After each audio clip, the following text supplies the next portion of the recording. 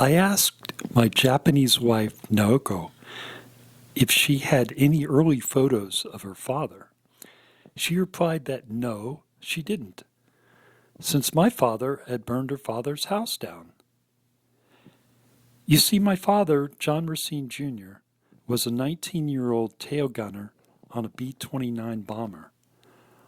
On August 8, 1945, his B-29 flew a bombing run over Yawata, the city that my wife is from.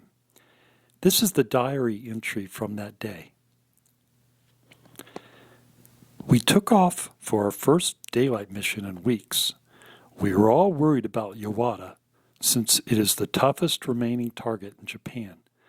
Just on takeoff, I observed a plane that went down after taking off on runway B.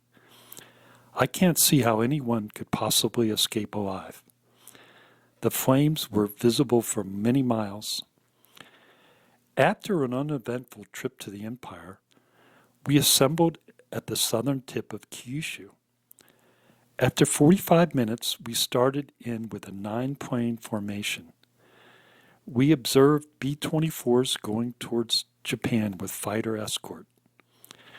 We encountered flak periodically all the way to the target. P-51s and P-47s kept most of the Japanese fighters busy.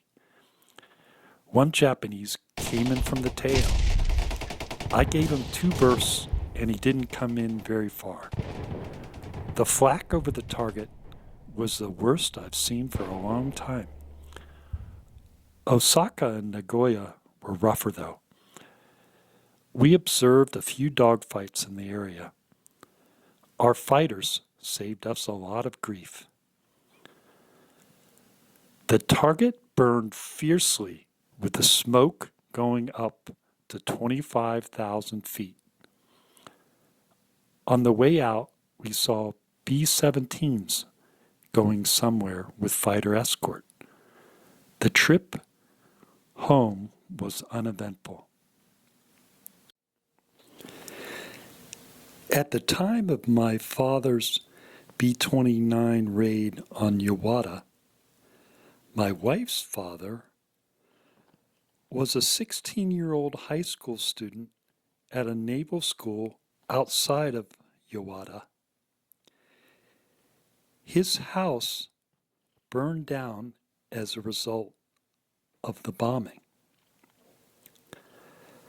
The next day, August 9th, a B-29 headed for Yawata with an atomic bomb. As they flew over Yawata looking for their target, clouds and smoke from my father's bombing run impaired visibility. Having given up on the attempt to drop the bomb on Yawata, they diverted towards the secondary target of Nagasaki, about 100 miles away. They proceeded to drop the atomic bomb on Nagasaki. So despite the fact that my father's bombing burned my father-in-law's house down, the smoke from the bombing protected the city from a far worse fate of being destroyed by an atomic bomb. At the end of the day, it is truly remarkable that the children of 2 men at opposite ends of that horrific war could end up getting married. Japan and the U.S. are not only at peace, but are living in true friendship